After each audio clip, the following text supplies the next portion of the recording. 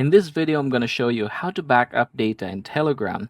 Now, before we are going to proceed with the tutorial, I just want to inform you guys that there's not actually a direct way in order for us to get this done, but basically there is a workaround for this one.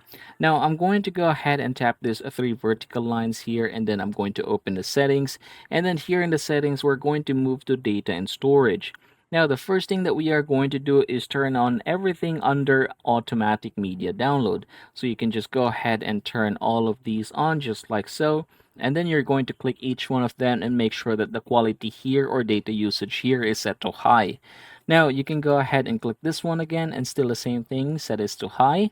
The same thing here. And once everything is set, you're going to scroll down here to save to gallery. And then you're going to go ahead and turn these on as well. Now after doing so, you can just go ahead and leave it at that because there's no need for you to do anything anymore. And basically that is the only way in order for us to back up data here in our Telegram account.